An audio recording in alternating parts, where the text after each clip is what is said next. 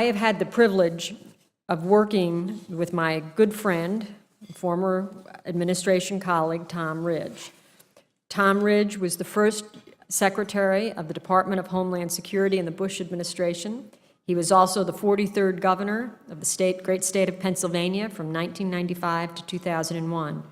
Prior to that, he served in the House of Representatives from 1983 to 1985. He is the founder and CEO of his own business, Ridge Global, based here in Washington, D.C. It is a privilege and an honor to introduce my friend, a great patriot, Tom Ridge. Thank you. Thank you all. Thank you, Fran. Thank you, Fran, for the generous introduction. Thank you for your very warm reception. Ladies and gentlemen, it would be a happier New Year if we'd have kept our promises we made a long time ago. And I guess that's why we gather here. I have a couple thoughts I'd like to share with you, but first of all, I see a lot of young folks, young men and women in this room. I'd like to identify if you're a member of the staff, if you're either a House member or Senate member. Would you raise your hand, please? Good. Good. That's right. Don't be embarrassed. I mean, get it up there. You can raise your hand. That's much better. Very good. Thank you. The reason I ask is that someone who served on the Hill for 12 years from 83 to 94, I respect what you do and the contribution you make to the whole process of self-government. Not too many people may tell that to you publicly, but I certainly do. It was a great impact on me and what I did and how I was able to perform my job as a young congressman. And so I'm glad you're here. I'm glad you're here because our message is as much for your ears as it is for the men and women you represent. Because at the end of the day, as all the speakers have alluded to, the 535 individuals in this part of Washington, D.C., across the street from one another, in an extraordinary building down the way, can make a difference in the lives of these 3,000 men and women at Liberty. And so we're glad you're here. We thank you for being here to listen to our message. Colonel Phillips, 31 years, and he takes his relationship, which is a personal relationship with those men and women with whom he lived and worked and served. It's very personal to him, and I must tell you in a very different way, this cause has become very, very personal to me as well, and I think you need to know why. A couple of years ago,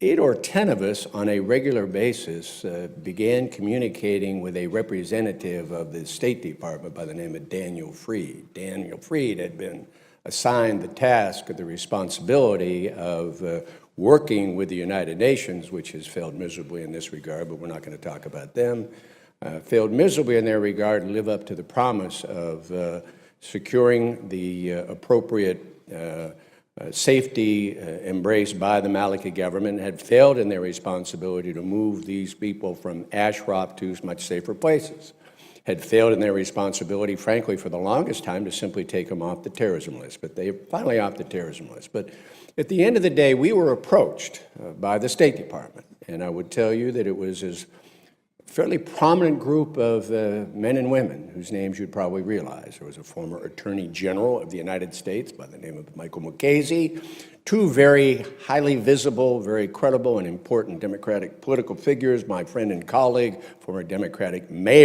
governor of Pennsylvania, Ed Rendell, and former presidential candidate Howard Dean, and Louis Freeh, and a couple of members of the Joint Chiefs of Staff, and Rudy Giuliani, and the list goes on. And there were probably about 8 or 10 of us on a regular basis for 6 or 8 months had these conversations with the State Department, with our State Department that allegedly represents our interest, and it was looking to represent the interest of the 3,000 plus men and women at the time at Ashraf. They beseeched, encouraged,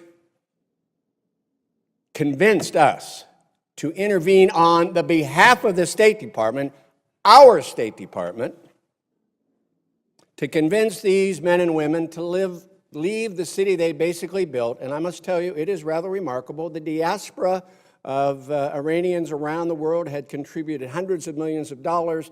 They had a cultural center, they had workshops, they had schools, they built a city, there were all kinds of creature comforts, convinced them to leave that facility to Camp Liberty, which had been an American base, ironically named at the present time. Now remember, it's our State Department, and we did. And by the way, they were shown by the United Nations photographs of Camp Liberty as it existed when the United States Army had occupied it. The amenities were plentiful, the sewage system was operational, they had electricity, they had 17,000 T-walls or whatever that number may be. It was safe, it was secure, it was humane, it was a step down from the city that these industrious, enterprising, able, well-educated, sophisticated people had met, but they moved. We convinced them to move. When they got there, they realized that the photos were not a distortion, it was an abject, bold-faced lie. They had gutted the place. No sewage, no water and sewer, no electricity, no security areas, and they had reduced the size of the camp almost a postage stamp, like trapped animals. I take it personal because our credibility, and that credibility was on the line, and because of that, Madame Rajavi and the men and women and the leadership moved everybody but 100. And here was the promises they made. One, will make sure that the 100 people left at Ashraf can stay there because they have several $100 million worth of property left there. And we're going to convince the Iraqi government to let them sell it because then they can use those dollars for resettlement purposes. Promise number one, broken. Promise number two, we'll do everything we can to facilitate the upgrade of facilities. Clearly have not done it. They've had months to do it, have failed to do it. Third promise, we will have an American presence there on a regular basis to ensure, from the State Department, by the way, to ensure their safety and security at all times because we know they're not secure there. Not only because the accommodations are god-awful, there's no security there, but because of they would never say it, but the mistrust, and they shouldn't be mistrustful of the Maliki government, pure and simple. So we take this personal. We take it even more personal when Iranian and Iraqi troops entered Ashraf and assassinated 52 of these men and women. That's the reason the body's been buried, but there were some photographs available, many of them with their hands tied behind their back, a couple of them on the hospital gurneys as they were going to get medical treatment for the injuries and wounds sustained during the attack. Oh, and by the way, 7 hostages taken, and all of a sudden nobody knows anything about where these men and women are, and 6 of the 7 are women.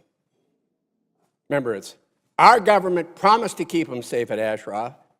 Our government promised them they'd be safe and secure if they'd move from Ashraf to Liberty, and our government asked some of its citizens to convince these good people to make the move under the promise that would also expedite resettlement out of Iraq someplace else so they at least could be safe and secure until the 3,000 could be freed to proceed with their lives and their families in the broader global community. Empty words, tragically flawed and broken promises, and no credibility left with my government and with my State Department. I take it personal. If you think about what we've seen, ladies and gentlemen, over the past couple of years, beginning with the Arab Spring,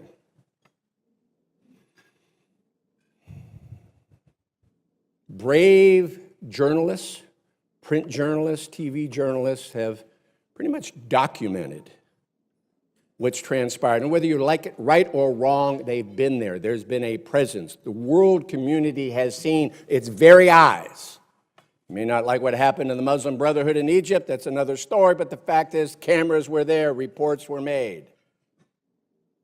The god-awful atrocities in Syria, we read about them and see them all the time. And by the way, who's helping them? Iran with the support of Iraq.